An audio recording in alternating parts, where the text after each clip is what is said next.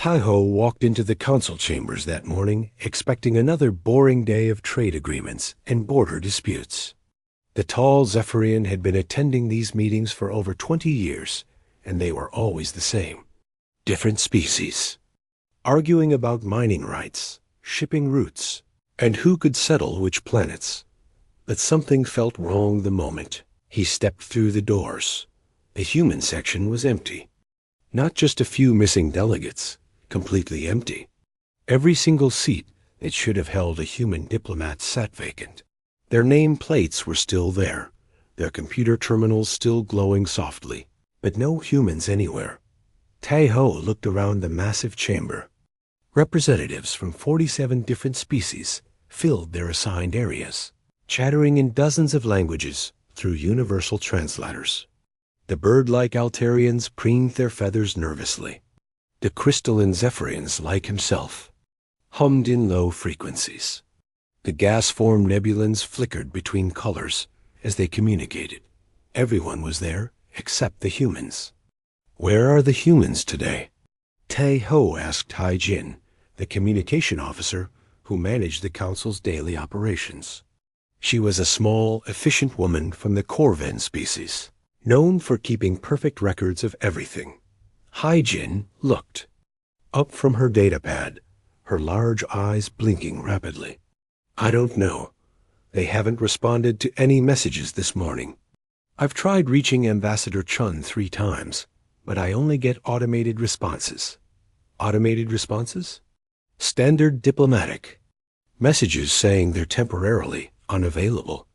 Nothing personal or specific. Taiho felt a strange chill run through his crystalline body. In 20 years, he had never seen the humans miss a council session without advance notice. They were famous for being reliable, always showing up even when they disagreed with the agenda. As the morning session began, the absence became more obvious. The chamber felt different without human voices joining the debates.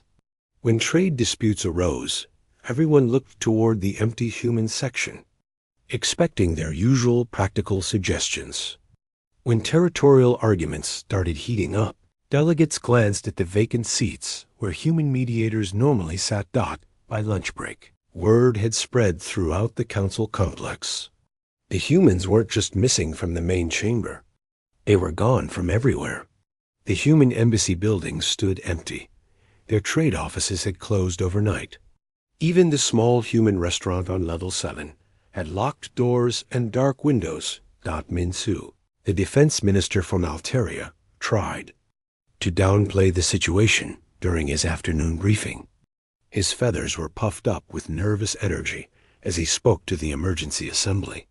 This is probably just some internal human matter, he said, his voice carrying the sharp notes typical of his species. Perhaps they're dealing with a crisis. On their home worlds, they'll be back in a few days. But Hai-Jin had been making calls all day, and her findings painted a different picture. She stood up in the chamber, her small form commanding attention despite her size. I've contacted 47 human facilities across the galaxy, she announced. Space stations, colony worlds, mining operations, research bases, embassy buildings, trade posts, everything. They're all empty. The chamber fell silent. 47 different species stopped their chatter and stared at her. Empty how? Asked Bao Ra, the xenosociologist whose job was understanding how different species behaved. She was Corvan like Hai-Jin, but taller and more serious. Evacuated. Completely. No humans anywhere, but no signs of struggle or emergency. Everything left in perfect order. Food still in refrigerators. Computers still running. Workstations organized and clean. It's like they all just walked away at the same time. The silence stretched longer. Then everyone started talking at once.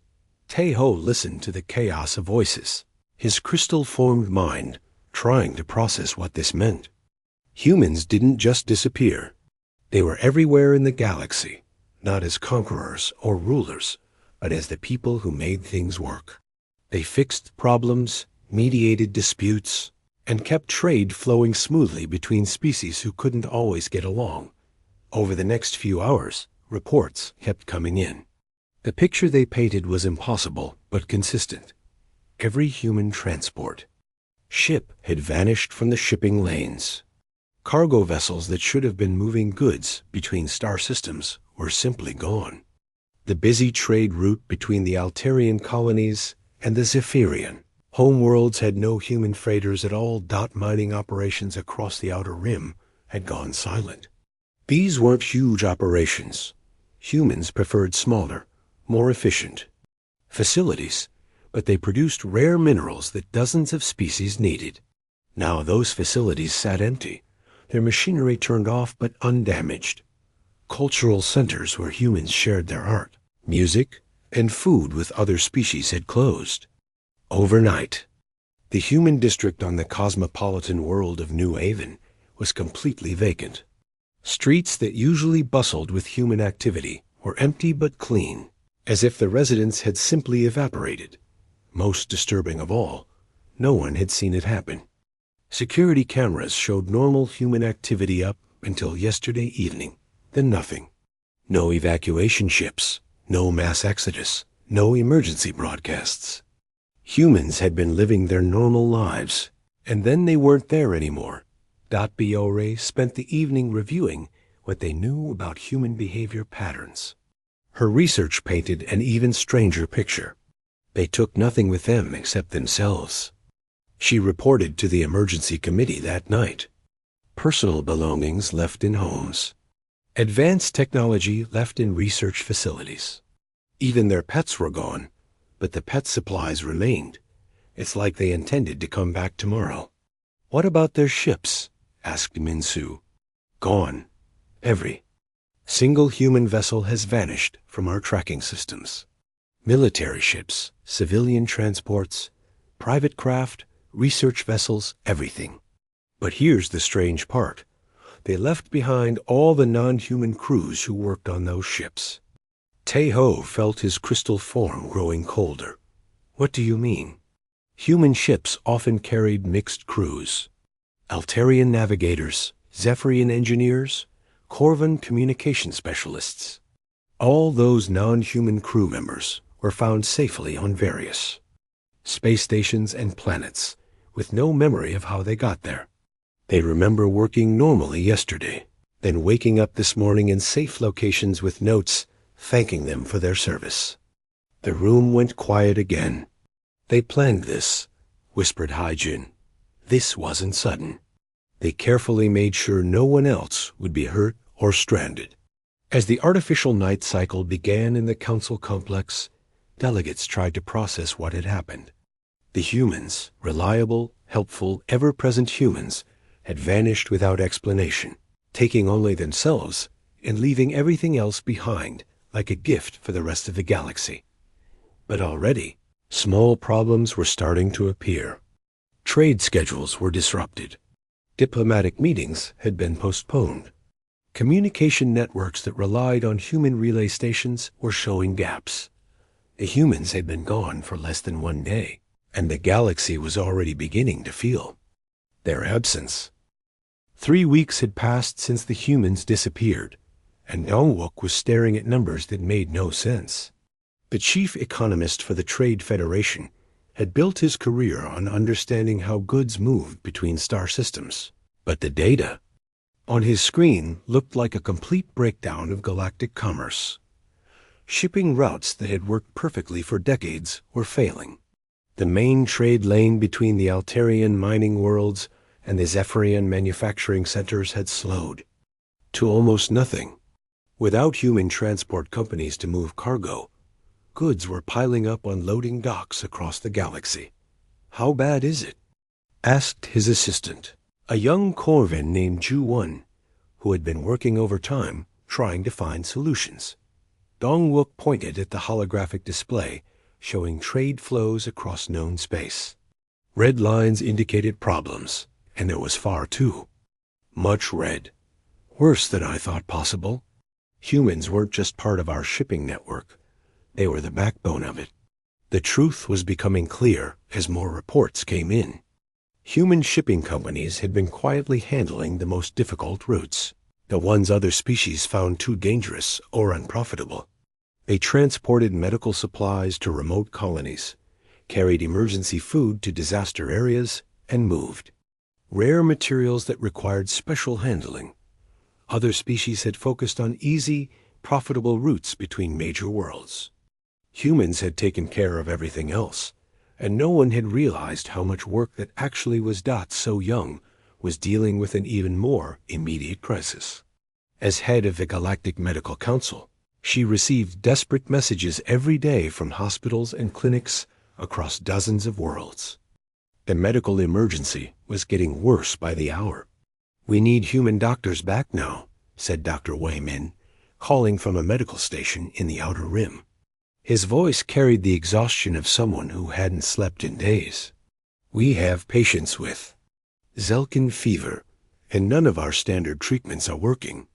So Young had heard similar calls from 15 different worlds in the past week. Human doctors had been treating diseases that other species couldn't handle. It wasn't because humans were smarter or had better technology. It was because they were adaptable in ways other species weren't. When a new disease appeared, most species would follow their established medical procedures. If those didn't work, they would research for months or years to find new treatments. Humans would try different approaches, combine treatments from various species, and somehow find solutions that worked. What about the medical records they left behind? So Young asked. "We have their notes and research, but we can't think like they did. Yesterday, I lost a patient because I couldn't figure out why a human doctor would mix Altarian nerve medicine with Corvin blood thinners. The combination should have been deadly, but according to the records, it saved hundreds of lives." So Young ended the call and looked at her emergency board. Red lights showed medical crises on 23 different worlds. All of them needed the kind of creative problem-solving that humans had provided. The military situation was becoming dangerous. Haiyan Wu had been security chief for the council for 8 years, but he had never seen crime rates rise so quickly. Pirates and raiders were attacking shipping lanes that had been safe for decades. "They're hitting the Corvin supply runs to the mining colonies," reported Janae, his intelligence officer. 3 attacks this week alone. What about our patrol? Ships? That's the problem. We don't have enough ships to cover all the routes that need protection. The humans were handling security for sectors we didn't even know needed it. Haiyan Wu pulled up the security maps on his main display. Human patrol routes had covered the galaxy like a web, with small, fast ships moving constantly between systems. They hadn't been flashy or obvious, but they had been everywhere. Pirates avoided areas where humans operated, not because they were afraid of human weapons, but because humans were unpredictable. When pirates expected a normal military response, humans would do something completely different. They would disable ships instead of destroying them, capture crews instead of killing them, and somehow turn enemies into allies. "Sir, we have another problem," Janae continued. "The peace treaty between the Altarians and the Vulcan Republic is falling apart. I thought that was settled years ago." It was, but humans were running the monitoring stations along the border. Without them, both sides are getting suspicious of each other again. Haiyan Wu felt a cold understanding wash over him. Humans hadn't just been keeping pirates away. They had been preventing wars. EUNG was learning the same lesson from the economic side. As representative of the Crystalline Consortium, she had access to financial data from across the galaxy. The numbers told a story that terrified her. "We're looking at complete economic collapse within 6 months," she told the emergency council meeting. Maybe sooner. The other delegates stared at her in shock. How could the disappearance of one species cause such widespread problems? Humans were involved in every major trade agreement in the galaxy, she explained. Not as the main parties, but as mediators, consultants, and neutral observers. They helped species who couldn't communicate well work together. They found compromises when negotiations got stuck. She brought up examples on the main display. The crystal mining rights. Agreement between my people and the Nebulans. Humans wrote the contract language that made it work for both sides. The food trade network that feeds the outer colonies. Humans designed the distribution system. The technology sharing program between 12 different species. Humans manage the translation of scientific data. Can't we just continue using their systems? Asked Teho. We're trying, but problems keep coming up that need someone to make decisions. The systems work, but they need maintenance, updates, and adjustments. The humans were doing all of that behind the scenes. By the end of the meeting, the scope of the crisis was clear. Humans hadn't been rulers or leaders in galactic society. They had been something more important. They had been the people who made everything work smoothly. They had been the mechanics fixing problems before anyone noticed them. They had been the translators helping different species understand each other. They had been the mediators preventing small disagreements from becoming big wars. And now they were gone. Trade was failing. Medical emergencies were becoming disasters. Crime was spreading. Wars were starting. The economy was collapsing. The galaxy was learning that humans hadn't just been good neighbors. They had been the glue holding galactic civilization together, working quietly in the background to keep everyone safe and prosperous. But the most disturbing question remained unanswered. Why had they left? And where had they gone? Some delegates still hoped the humans would come back soon. Others were beginning to fear that they were gone forever. What no one yet realized was that the crisis was just beginning. Jing Wu had commanded fleets before, but never anything like this. The joint search operation included ships from every major species in the galaxy. Altarian scout vessels with their incredible speed, Zephyrian heavy cruisers built like floating crystals, Corvan communication ships bristling with sensors, and dozens of other vessel types he had never seen working together. The fleet stretched across space for thousands of kilometers, the largest cooperative military effort in galactic history. And they were looking for ghosts. Any contacts on long-range sensors?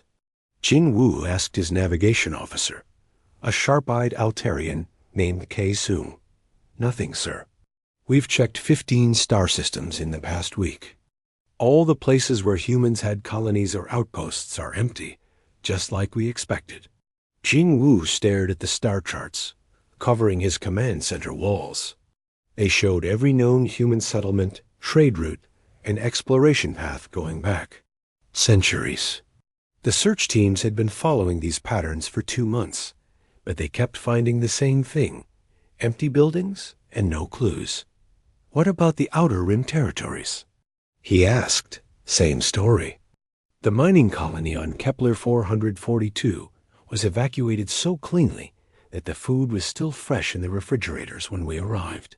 No signs of struggle, no emergency signals, nothing broken or damaged. The precision of the human evacuation was starting to disturb everyone involved in the search. When species evacuated in a hurry, they left behind broken equipment, scattered belongings, and signs of panic.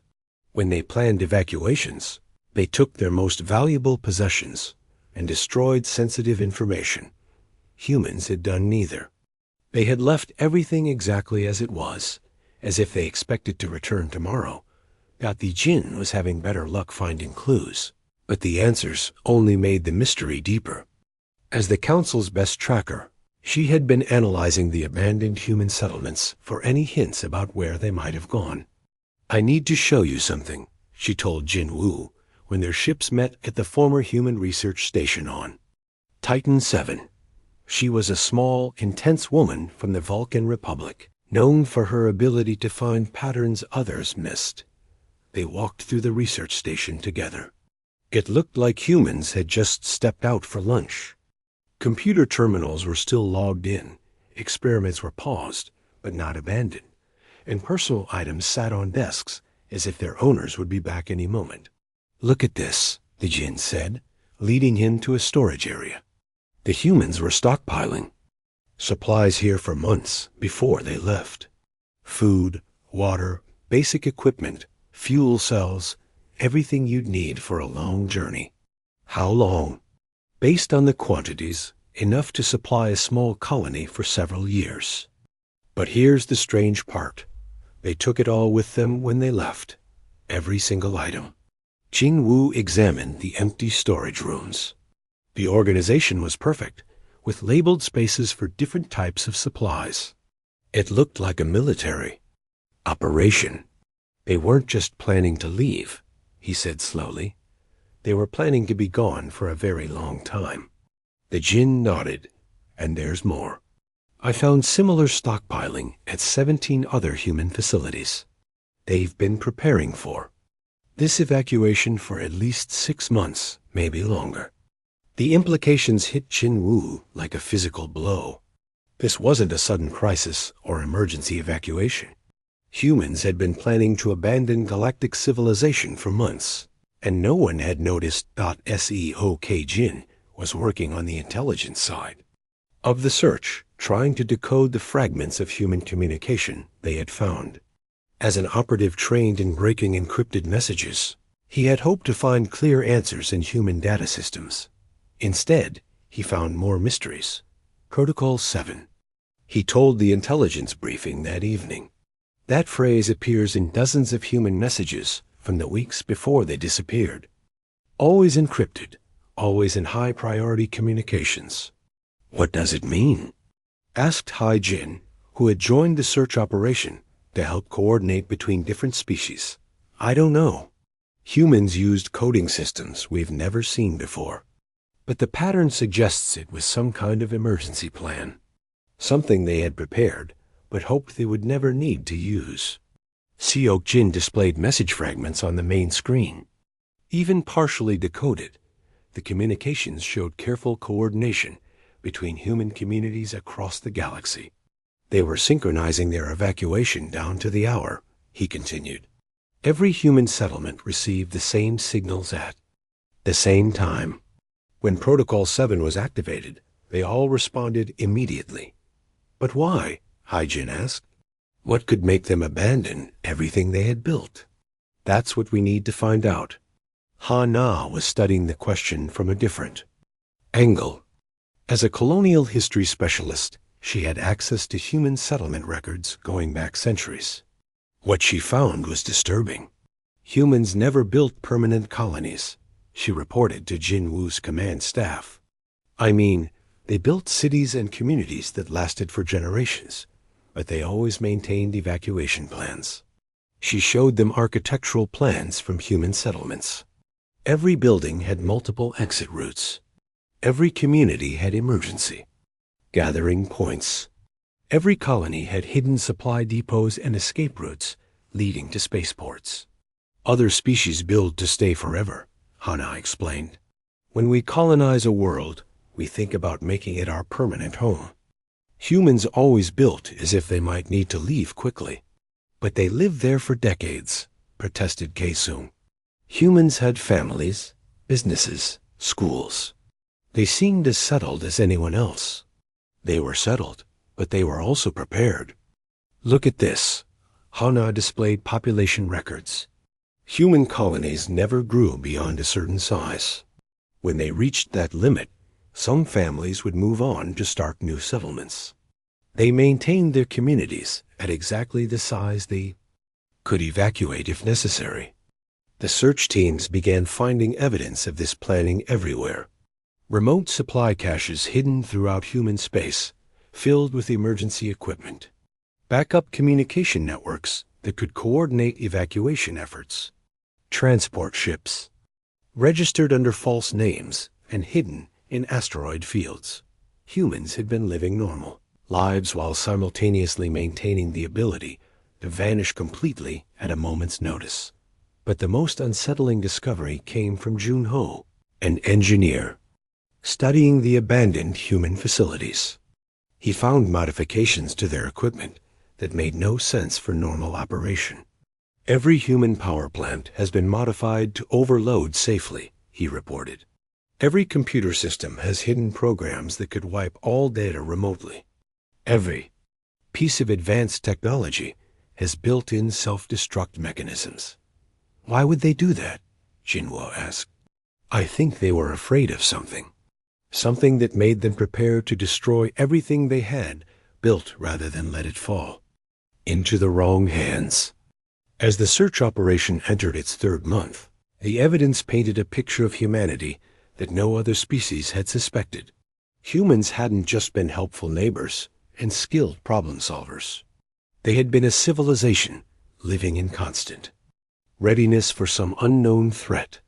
They had participated fully in galactic society while maintaining the ability to abandon it completely. They had built communities and relationships while preparing for the day they might need to disappear forever. The question that haunted everyone involved in the search was simple. What had humans been afraid of? And had that threat finally arrived? 6 months after the humans disappeared, Wu Jin was managing 3 different wars, 2 famines, and an economic collapse that was spreading across the galaxy like a disease. As the emergency coordinator for the Galactic Council, he had never imagined that one species leaving could cause such widespread chaos. The Altarian-Vulcan conflict has moved to open warfare, reported his assistant, Dalmi, as she handed him the morning briefing. Her voice carried the exhaustion that everyone felt these days. They're fighting over the border mining stations that humans used to monitor. Wu Jin looked at the holographic display showing trouble spots across known space. 6 months ago, there had been 3 minor disputes marked in yellow. Now, red conflict zones covered nearly a quarter of the galaxy. What about the peace talks? Failed. Without human mediators, neither side trusts the other. The Altarians think the Vulcans are planning to invade their colonies. The Vulcans think the Altarians are building weapons in secret. Are they? Dalmi shrugged tiredly. Probably both. Everyone's building weapons now. When you can't trust your neighbors, you prepare for war. The pattern was repeating everywhere. Species that had lived peacefully for decades were suddenly suspicious of each other. Trade agreements were falling apart. Diplomatic missions were being recalled. The careful balance that had kept the galaxy stable was crumbling. Datami Young was discovering why this was happening. As a specialist in human historical records, she had been studying centuries of human diplomatic files, trying to understand how they had kept so many different species working together. They were managing us, she told the Council's emergency session. All of us, every species in the galaxy. The delegates looked at her with confusion and growing alarm. I don't mean controlling us, Mi-young continued. I mean managing our relationships with each other. Look at this. She displayed a timeline showing galactic conflicts over the past 2 centuries. Every time tensions rose between species, human diplomats had appeared with solutions. Every time trade disputes threatened to become wars, humans had found compromises. Every time communication broke down, humans had served as translators and mediators. We thought they were just helpful, Mi-young said, but they were preventing disasters, constantly, every single day for over 200 years. Jae-min, a xenopsychologist who studied how different species thought and behaved, had been working with Mi-young to understand the deeper patterns. Humans studied us more carefully than we studied ourselves, he reported. I found research files in abandoned human facilities that contain psychological profiles of every major species in the galaxy. They knew how we would react to situations better than we did. He showed examples on the main display. Detailed studies of Altarian aggression patterns. Analysis of Zephyrian decision-making processes. Predictions of how Corvan communities would respond to different types of stress. They used this knowledge to prevent conflicts before they started. When they saw that 2 species were heading toward war, they would create trade opportunities that made cooperation more profitable than fighting. When they noticed that a species was becoming isolated and aggressive, They would arrange cultural exchanges to build friendships. The implications were staggering. Humans hadn't just been participants in galactic civilization. They had been its secret architects, quietly guiding and managing relationships between species who might otherwise have destroyed each other. But why? Asked Teho. Why would they take on such a huge responsibility? Subin had been asking the same question while reviewing military intelligence files. What she found was even more disturbing than the diplomatic manipulation. Because they were protecting us from something worse, she announced to the security. Briefing. Look at these monitoring reports. She displayed data from human deep space observation stations. For the past 50 years, humans had been operating sensor networks far beyond the galactic rim, watching the empty space between galaxies. They were tracking massive energy signatures moving in the void, Subin continued. Something big. Multiple sources, all heading in our general direction. Jin Wu, who had been leading the search for humans, studied the sensor data with growing unease. How big? Bigger than anything we've ever seen. Each energy signature is the size of a small moon, and there are dozens of them, maybe hundreds. What kind of energy? Unknown. Nothing in our databases matches these readings, but the humans were very interested in them. They increased their monitoring efforts every year, building more sensor stations and developing better detection equipment. Timeline was becoming clear. Human deep space monitoring had detected these mysterious energy sources decades ago. As the signatures grew stronger and closer, humans had begun their secret preparations for evacuation. They weren't abandoning us, Subin said quietly. They were preparing to protect us. Chan Ho, head of the Council's Crisis Committee, called an emergency session to discuss what they had learned. The chamber was only half full. Many species were too busy dealing with wars and emergencies to send representatives. We have two choices, Chan Ho announced to the assembled delegates. We can continue searching for humans, or we can focus on preventing the total collapse of galactic civilization. What about these energy signatures Subin mentioned? Asked B.O. Ra. Shouldn't we be preparing for whatever is coming from outside the galaxy? With what? Chan Ho replied. Half our military forces are fighting each other. Our economy is in ruins. Our communication networks are failing. We can barely manage the problems we have now. The debate that followed was heated but brief. Some delegates wanted to continue the search for humans, hoping they would return and fix everything. Others wanted to focus on military preparation for the unknown threat. Most just wanted to save their own species from the spreading chaos. In the end, they reached a grim compromise. The search for humans would continue with a skeleton crew, while most resources would go toward keeping galactic civilization from completely falling apart. But as the delegates left the chamber, many of them wondered if it was already too late. The galaxy that humans had left behind was tearing itself apart with frightening speed. EU Unji stayed after the others had gone, staring at the empty human section of the chamber. The absence that had seemed temporary 6 months ago now felt permanent and ominous. They knew this would happen, she said to Chan Ho. They knew we would fall apart without them. Then why did they leave? Yunji thought about the energy signatures from beyond the galaxy, the careful evacuation plans, and the decades of secret preparation. Because whatever is coming is worse than letting us destroy ourselves, she said finally. They chose the smaller disaster to prevent the bigger one. Outside the council chambers, the galaxy continued its slide toward chaos. Wars spread between former allies. Trade routes closed as species retreated into isolation. Colonies went dark as communication networks failed. And somewhere in the void between galaxies, massive energy signatures continued their slow approach toward the galaxy that humans had once called home. Gil Su was working the night shift at the Council's communication center when the impossible happened. After 1 full year of silence, the abandoned human frequency came alive with a signal. The message was short, clear, and addressed directly to the Galactic Council.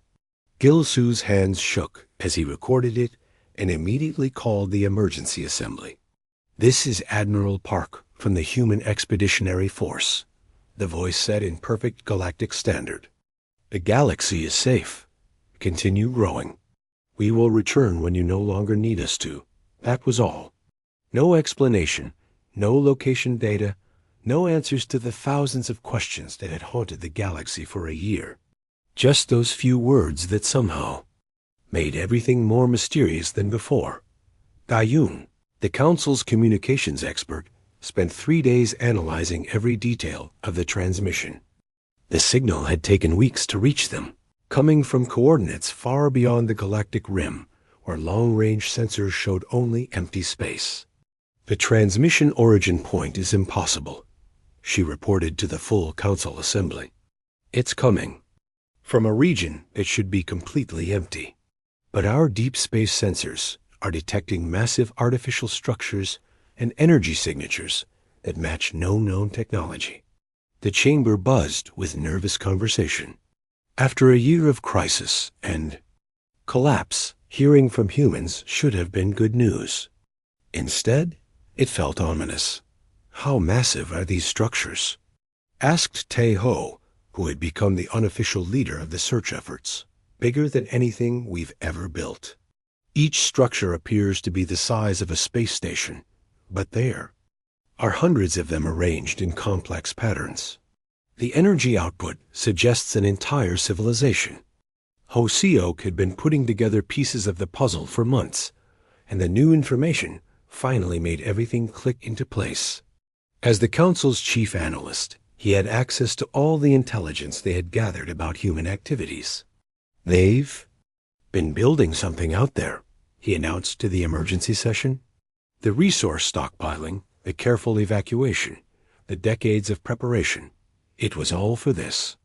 He displayed a timeline showing human activities over the past century.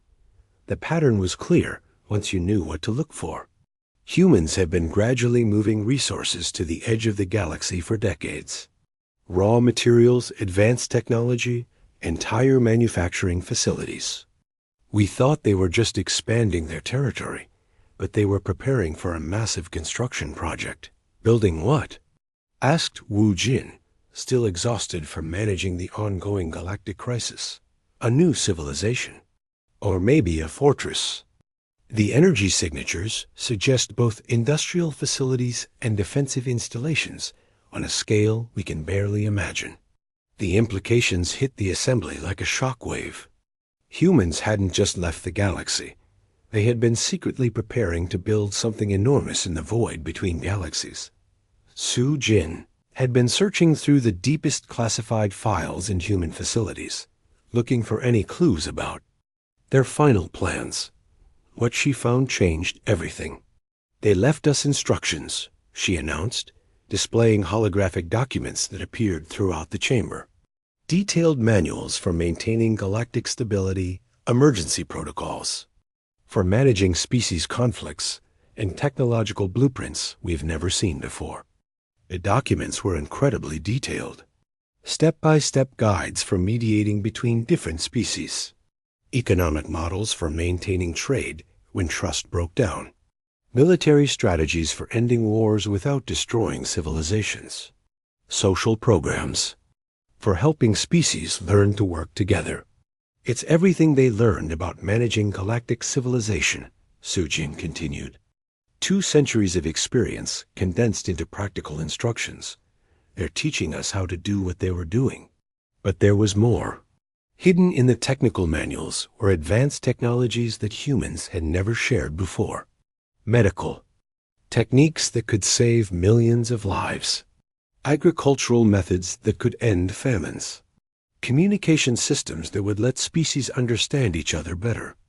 "They weren't just managing us," said Mi Young, studying the social analysis documents. "They were preparing us to manage ourselves." Young Su, who had been elected as the new council chairman during the crisis, spent hours reading through the human instructions. The message was both hopeful and terrifying. They expected this to happen, he told the leadership meeting. They knew we would fall apart when they left, but they also believed we could learn to work together without them. The instructions included predictions about which species would have conflicts and why, plans for preventing those conflicts from becoming wars, economic models that would keep trade flowing even when trust was low. All of it written in simple language that any species could understand.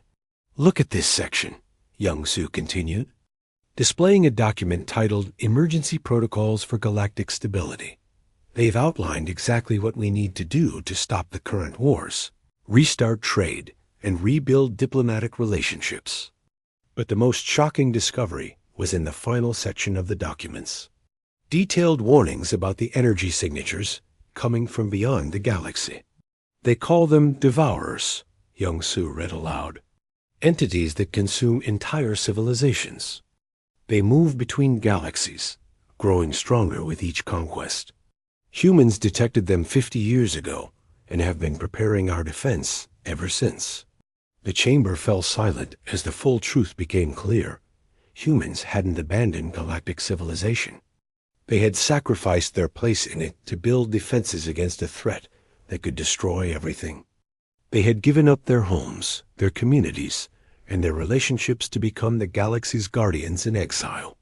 The structures they're building, Dayun said slowly, they're not just for humans. They're for all of us. A fortress and a fallback. Position if the galaxy can't be defended. But why not tell us? Asked Tae-ho. Why keep it secret? Young Su found the answer in another document. Because they needed us to be strong enough to survive on our own. If we had known about the threat, we would have panicked and become dependent on them for protection. Instead, they forced us to learn independence while they prepared our defense. As the months passed, the galaxy began to slowly heal. Using human instructions, species learned to resolve their conflicts. Trade networks were rebuilt with new understanding. Wars ended as former enemies discovered they needed each other to survive. The process was painful and slow, but it worked. The galaxy was becoming more stable than it had ever been, not because someone was managing it from above, but because its people were learning to manage themselves. And far beyond the galactic rim, massive energy signatures continued to approach. But now there was something waiting for them. Human-built defenses and a galaxy that had learned to stand together. Long-range sensors occasionally detected the human structures moving in formation, preparing for a battle that might determine the fate of all galactic civilization. The galaxy grew stronger in their absence, but never forgot the species that had cared enough to sacrifice everything for the survival of those they protected. Humans had taught the ultimate lesson, sometimes. The greatest act of love is knowing when to let go so others can learn to be strong.